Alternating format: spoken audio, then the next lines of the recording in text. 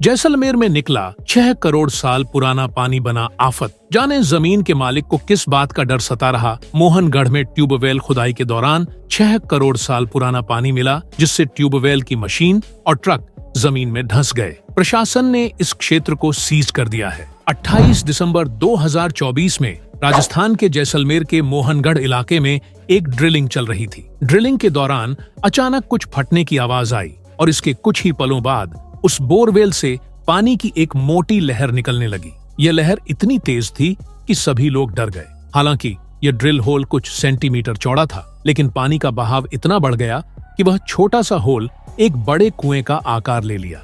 यह पानी ऐसा लग रहा था जैसे धरती फाड़कर बाहर आ रहा हो, जैसे ग्रेविटेशनल पुल उल्टा काम कर रहा हो। इस डर के कारण सभी वर्कर्स अपनी जान बचाकर वहां से भाग गए, लेकिन जो मशीन इंस्टॉल की गई थी वह उसी गड्ढे में समा गई। इसके बाद भी पूरे दिन इसी तरह से पानी निकलता रहा और अगले दिन तक पानी का बहाव बंद नहीं हुआ। इस घटना की खबर पूरे भारत में फैल गई और वैज्ञानिकों की टीम भी यहां पहुंची ताकि पानी का सैंपल लेकर इस पर स्टडी किया जा सके। वे यह जांचना चाहते थे कि इस पानी में कौन कौन से केमिकल्स मिक्स हैं और मिट्टी कैसी है, ताकि यह पता चल सके कि यह पानी कितना पुराना है और आखिर यह पानी यहाँ कैसे आया। यहाँ के लोग मानते हैं कि हजारों साल पहले यहाँ एक नदी बहती थी जो अब गायब हो चुकी है, लेकिन आज भी वह नदी धरती के अंदर से बह रही है। यह नदी सरस्वती नदी थी, जिसके बारे में हम थोड़ी देर में बात करेंगे। शुरुआत में पानी साफ था, लेकिन बाद में पानी का रंग बदलकर सीमेंट जैसा हो गया। अगले दिन तक पानी का बहाव जारी रहा और फिर 3 दिनों तक लगातार पानी निकलने के बाद धीरे धीरे यह शांत हो गया। राजस्थान सरकार के अधिकारियों के अनुसार यह हादसा 28 दिसंबर 2024 को सुबह के करीब 10 बजे हुआ था और उस समय तक करीब 850 मीटर तक ड्रिलिंग की जा चुकी थी। अब सवाल यह है कि आखिर ऐसा क्या हुआ कि पानी इस तरह से निकलने लगा और एक छोटे से होल से यह कुएं जैसा आकार ले लिया। क्या यह सरस्वती नदी थी जो करीब 4000 सालों बाद फिर से बाहर निकलने लगी है? गवर्नमेंट ऑफिशियल्स मानते हैं कि 850 मीटर नीचे आर्टिजियन वेल मौजूद था, इसलिए पानी बाहर आने लगा। पर यह आर्टिजियन वेल आखिर क्या है? दोस्तों, आर्टिजियन वेल एक ऐसा कुआं है जहां से पानी को बाहर निकालने के लिए किसी रस्सी या मोटर की जरूरत नहीं पड़ती।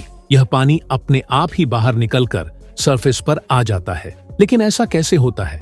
इसके लिए हमें पानी के बहाव के फिजिक्स को समझना पड़ेगा। मान लीजिए हमारे पास 2 टैंक हैं। एक टैंक में हम पानी भर देते हैं और उसे खाली टैंक से कनेक्ट कर देते हैं। इस सिचुएशन में पानी तब तक बहकर खाली टैंक में भरता रहेगा जब तक दोनों टैंक का पानी बराबर नहीं हो जाता। इसका मतलब है कि दोनों टैंक का पोटेंशियल डिफरेंस बराबर हो जाएगा। जब दोनों टैंक के पानी का स्तर बराबर हो जाएगा, तब पानी का बहाव रुक जाएगा। इसे हाइड्रोस्टैटिक इक्विलिब्रियम कहा जाता है। अब यह पानी तब तक बहता रहेगा जब तक हम या नेचर इसके साथ इंटरफियर नहीं कर देते। मान लीजिए कि हम इस पाइप में ड्रिल करके एक और पाइप लगा देते हैं, तो पानी इस पाइप से बाहर निकलने लगेगा। यह पानी तब तक निकलता रहेगा जब तक पानी का स्तर पाइप के लेवल से बराबर नहीं हो जाता। रियल लाइफ में भी कुछ ऐसा ही होता है। जैसा कि हम जानते हैं, हमारी धरती एक जैसी नहीं होती। कहीं माउंटेन्स होते हैं, कहीं ऊंचे नीचे प्लेन्स होते हैं।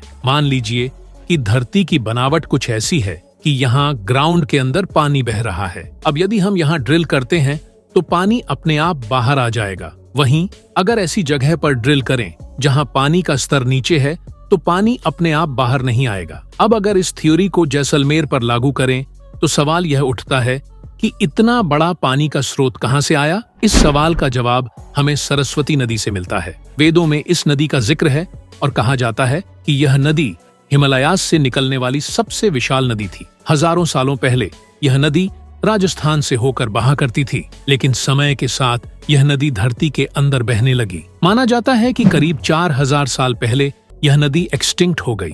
इस नदी के किनारे बैटल ऑफ महाभारता हुआ था, लेकिन जब कोई नदी विलुप्त हो जाती है तो वह अपने पीछे कई सारे ट्रेसेस भी छोड़ जाती है। जब ISRO ने सैटेलाइट की मदद से उन निशानों की इन्वेस्टिगेशन की तो पता चला कि राजस्थान के थार डेजर्ट से होते हुए एक बहुत बड़ी नदी बहा करती थी। इस आधार पर इसरो ने एक मैप भी तैयार किया जिसके अनुसार उस नदी की चौड़ाई करीब 5 से 10 किलोमीटर थी।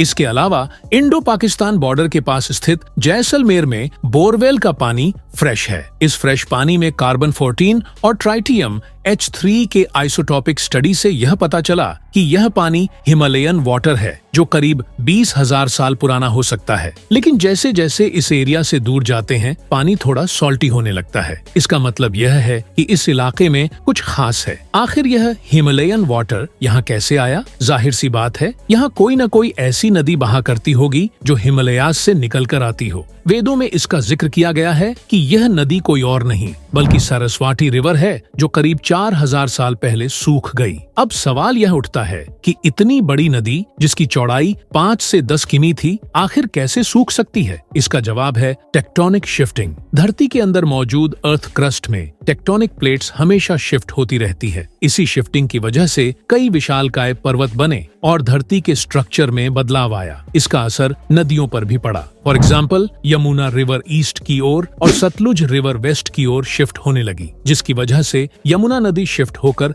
गंगा नदी से मिल गई। इस बदलाव के कारण सरस्वती नदी का रास्ता कट ऑफ हो गया और अब इस नदी के पास इतना पानी नहीं बच पाता कि वह भारत के विभिन्न राज्यों से होकर गुजर पाए और समुद्र में मिल सके। यही वजह है कि सरस्वती रिवर आज भी हिमालय से निकलती है, लेकिन यह रास्ते में ही सूख जाती है या धरती के अंदर समा जाती है। हालांकि सरस्वती रिवर के सूखने के कई और कारण भी हो सकते हैं, जैसे कि नेचुरल डिजास्टर्स और क्लाइमेट चेंज। खैर, अब हम वापस आते हैं जैसलमेर के मोहनगढ़ के पास, जहां पिछले दिनों पानी धरती से बाहर निकल रहा था। क्या यह वही सरस्वती रिवर हो सकती है जो सैकड़ों साल बाद आज धरती से निकल रही है? इसका जवाब है हाँ और नहीं भी। इसका कारण यह हो सकता है कि सरस्वती रिवर अब सूख चुकी हो, लेकिन सूखने के बाद उसका पानी धरती के अंदर कहीं दबा रह गया हो। इस प्रकार नदी के सूखने के बाद भी कई सारे वाटर पॉकेट्स अपने पीछे छोड़ गई हैं, जिनसे पानी अब बाहर निकल रहा है। समय ने धीरे धीरे इन वाटर पॉकेट्स को धरती में दफन कर दिया